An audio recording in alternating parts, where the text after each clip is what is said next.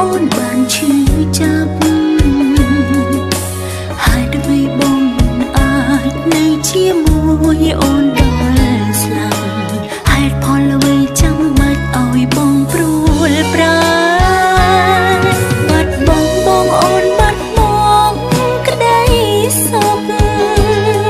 ថ្ងៃនេះថ្ងៃមុខអូនត្រូវរស់បែបណាមុខនឹងក្តីឈឺផ្សាអូនខ្លាចភាពឯកាណាមានមែបាត់បង់ដូចបាត់មនុស្សមួយផែនដីជីវិតអូនក៏រកគ្មានន័យដែរ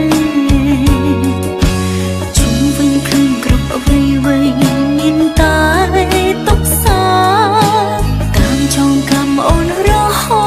ដល់ស្លាប់តាមជុំកម្មអូនរហូតដល់ថ្ងៃស្លាប់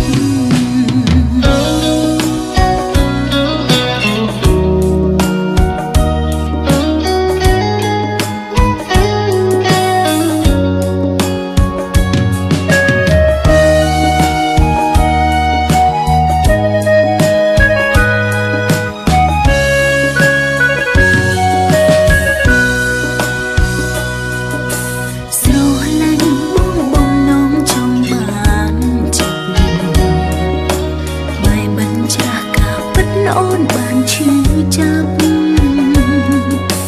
ហើយដើម្បីបងមិនអាចនៅជាមួយអូនដល់ស្លាប់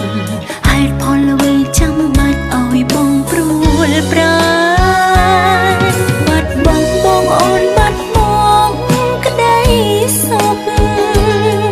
ថ្ងៃនេះថ្ងៃមុខអូនត្រូវរស់បែបណាមុខនឹងក្តីឈឺផ្សាអូនខ្លាចភាពឯកាណាមានមែបាត់បង់ដូចបាត់មនុស្សមួយផែនដីជីវិតអូនក៏រកគ្មានន័យដែរជុំវិញខ្លួនគ្រប់អ្វីមានតែទុក្ខសោកតាមចងកម្មអូនតាមជុំកម្មអូនរហូតដល់ថ្ងៃ